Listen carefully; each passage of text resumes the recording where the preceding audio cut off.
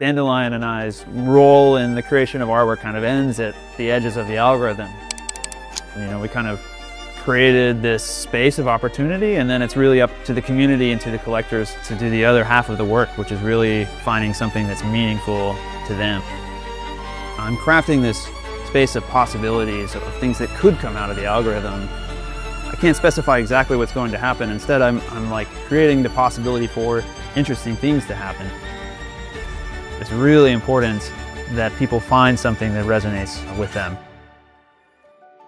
My name's Tyler Hobbs. I'm a generative artist from Austin, Texas.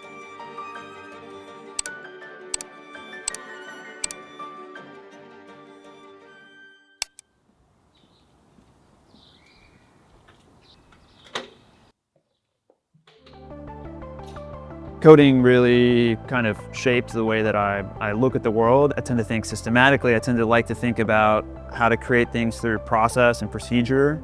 Being able to use code in my art was really important for kind of making it my own personal art form.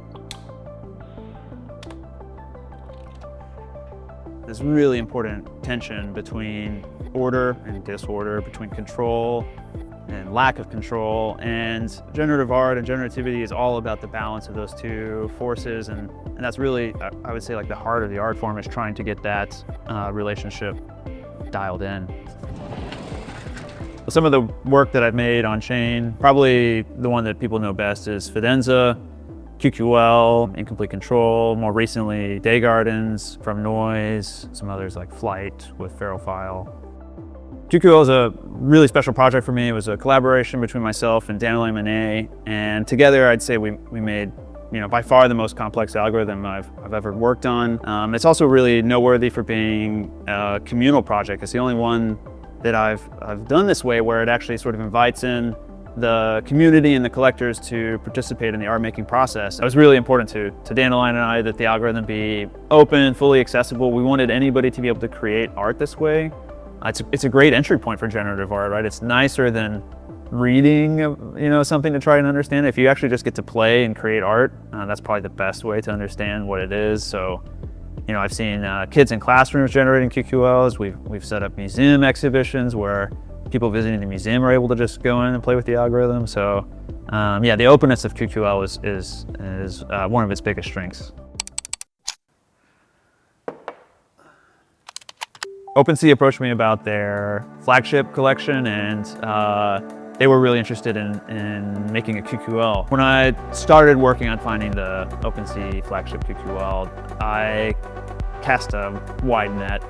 To start out, I fully opened up the QQL algorithm and just generated with none of the settings predefined. So I generated, I probably like 15,000 seeds, I think, that I looked at. Once I had this collection of good seeds, then I can start to figure out which ones are great with a little bit more certainty.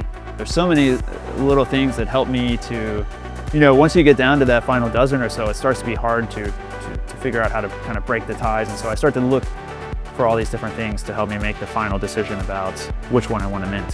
Having the opportunity to make a QQL specifically for the OpenSea Flagship Collection is an honor. I'm excited to have this piece in there.